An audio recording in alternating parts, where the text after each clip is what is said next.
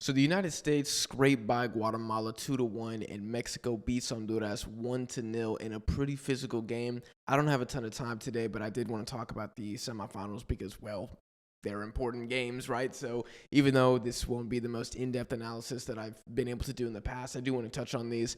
And I just want to say that I'll be dropping my Gold Cup final predictions video very soon. So hit subscribe for that. And of course, I will have plenty of videos dropping on the channel after the Gold Cup is done. I want to do like a winners and losers and kind of do a best 11. So maybe I can think of some other things to do. But what I'm trying to say is a lot of videos are on the way. So hit subscribe, drop a like on the video if y'all could.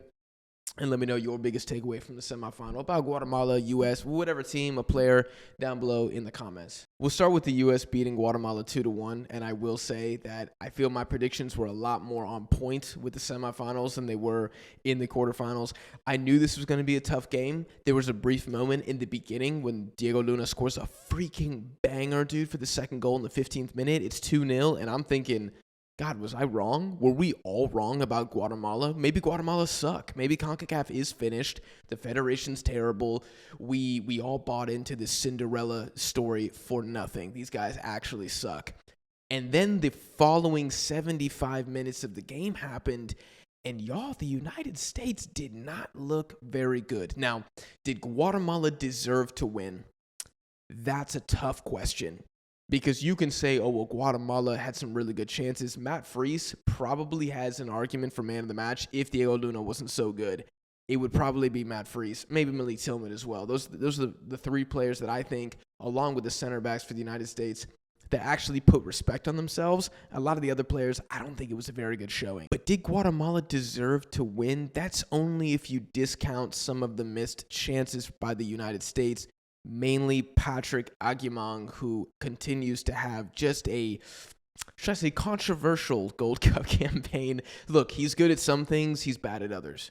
Unfortunately, the thing that he's worse at is ball control and finishing, and he's a lone striker. So there's a lot of opportunities that he simply lacks the tools to execute. And everybody knows the Diego Luna pass that would have made it 3-0, and the game would have truly been done and dusted there, but Aguimang has a worse pass than my mother, and it kills the opportunity. So I don't know if I can objectively say that Guatemala deserved to win. Can I say that they looked like the better team? Absolutely. Can I say that they deserved to draw and take it to penalties? I can get behind that. That's the narrative that I'm like, all right, yes, it probably should have been 2-2, and Guatemala takes this to pens, and then it's in God's hands. Who knows what's going to happen at that point? And I think for Guatemala, this was such a great tournament, and me personally, I'm really pissed off that we don't do the third place game anymore, because I think Guatemala versus Honduras for that bronze medal would be a freaking banger. And I bet you both teams would have really gone for it then. And can you imagine if Guatemala had taken the bronze then? Now that you're looking at a tournament where you beat Panama, Honduras, and you beat Jamaica. I mean, it's already one of the greatest tournaments in Guatemalan history, but that would have like cemented, nah, man, this might be the best thing we've ever done. So, yeah, I'm pretty disappointed we're not going to get that third place game. And I know some people don't like the third place match. They're like, it's a friendly. No, it's not, bro. If you don't want to watch the third place game, you don't have to. I'll be watching. Me and the other people who care. You can go watch MLB. No one will miss you. For Guatemala, they're going to be replaying the disastrous opening 15 minutes for a while now, because if they don't concede those two goals, the first kind of being a mistake from Navarro, the backup goalkeeper, then who knows what happens in this game, right? I kind of was thinking, like, did Guatemala miss Nicholas Hagen in this game? Again, you can make an argument. Nicholas Hagen, I'm a big fan of his, but he's had his fair share of spills as well. I don't know if we can just point at Navarro, who was great in the quarterfinal game, and be like, well, this guy sucks, it's his fault. I don't know if Hagen would have prevented any of these from happening, but it's a shame nonetheless. One player I want to talk about, Olguer Escobar. I mean, just watch out for this kid, man. 18 years old, gets 2 goals in this tournament, I want to say, or a goal and an assist. 18 years old. I didn't know that this guy, the announcers were saying that he was like trained in the United States, born in the United States. I don't know if he came up through the U.S. youth system or whatever, but I do know that he switched allegiances to Guatemala at some point. That guy looks like a gem, man. I mean, I love when Central American teams get some of these just like young guns on the come up, and it's like, dude, we might be watching this guy for like a decade for Guatemala, so I think that's super hype. And Luis Fernando Tena has done a hell of a job with this Guatemalan team, and I think if the United States wins the Gold Cup final, then Tena surely has to be the manager of the tournament. I think his main competition, which I'll get into in the Mexico segment, is Aguirre and Rueda from Honduras. I think those three gentlemen, including Tena, have been the best managers throughout this tournament. They've done the best job at rotating the squad, keeping their players fresh, substitutions, getting good results, punching above their weight with the exception of Javier Aguirre. So I think nobody else is eligible for that award as far as I'm concerned. For the United States, I think the positives were Freese in goal, Diego Luna, Malik Tillman, and I think the center backs continue to look pretty good. The fact that Tim Ream is probably locking up that second CB position for the next World Cup is both a compliment to Tim Ream and kind of exposing the rest of the center back, the depth pool for the United States simultaneously. I think there were a lot of negatives in this game, though. Like the fact that Guatemala pushed the United States that hard with some of the players that the United States are fielding is crazy. And I think Pochettino, this is not a good result for Poch. I said in the prediction that if he wins, he gains nothing. If he loses a lot. That's the tough reality of managing one of the two best teams in CONCACAF. That's just the way it is. And you know what? He's paid handsomely to deal with that burden, so I don't want to see anybody crying in the comments. But his decision to basically surrender possession and let Guatemala dictate play for the final 45 minutes in parts of the first half as well, when you have a midfield of Luca de la Torre, who was playing in Spain recently, Tyler Adams, who's in the Premier League and is a regular starter, and Malik Tillman, who's now probably going to be one of the faces of Bayer Leverkusen, that is unacceptable. And so, respectfully, I think Pochettino paid the Guatemalan midfield too much respect. He really opened the door for a Guatemalan side that is direct and very good at attacking to do that over and over and over again. If Freese didn't make a couple good saves, man, again, we're probably heading to pens. Last thing I want to say is I think this is probably the worst combined showing by the U.S. fullbacks of any game in this tournament. I think Freeman and Arston didn't really do anything defensively. I think Freeman was a little solid attacking-wise. He had a couple opportunities that he created. I think it maybe even had something to do with the first U.S. goal, but defensively, it just seemed like they didn't know what to do with Guatemala. And maybe it's because Guatemala had two men up top. I don't really know. That's not the most advanced soccer formation ever. It's not like we've never seen a 4-4-2 before, but they just seemed out of position a lot, and they were basically giving Guatemala space out wide, which, as I said in the prediction, they've been cooking from out wide the whole tournament. You might want to shut that down. And instead, the U.S. said, nah, we're good. We're just going to kind of sit here and cling on. And that's basically what they did. They kind of clung on to survival against Guatemala. I know Guatemalan fans packed out the stadium, and shout out to y'all, but this is not really a victory in any sense for the U.S. Moving on to the Mexico versus Honduras game, I knew this was going to be very physical and tough, and it was. There were a couple fights, and Memo Ochoa's getting in scuffs, and my man ain't even playing. Honduras proved that their redemption after the Canada game was not a fluke, right? I think that if Honduras had gotten pounded 4-0 here in this game, then I think we're all looking at Rueda with a bunch of, the skepticism has returned. And we're all saying, I don't know if you're the guy that can take Honduras to the World Cup. I didn't think that this was going to be a beatdown. I saw a couple other predictions. I know some of my, fellow Mexico fans were expecting a massacre in this game. But I think that's disrespectful to Honduras and what I would classify as a really tough group of players. Like Dixon Ramirez, man, that guy is terrifying. He's a scary player. I think he completed 5 dribbles in this game. I thought he did a really, really good job at making me almost crap my pants time and time again during the live stream, which you guys can follow if you want to watch the replay, it's up on YouTube. I'm going to highlight Luis Crisanto again, the right back, because this guy looks like a problem.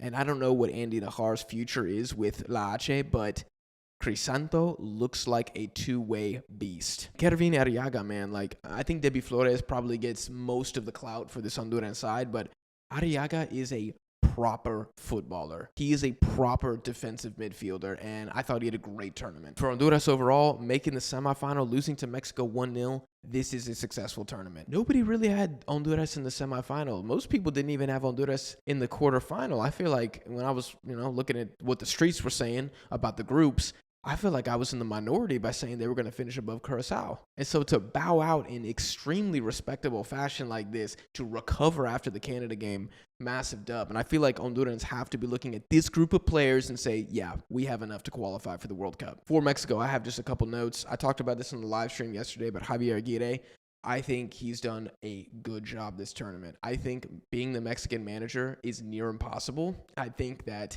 haters love to hate, and they're going to try to drag Aguirre for every single decision that he makes. I do think his substitutions haven't been super effective in most cases, especially yesterday against Honduras. I mean, Santi Jimenez came on and did absolutely nothing.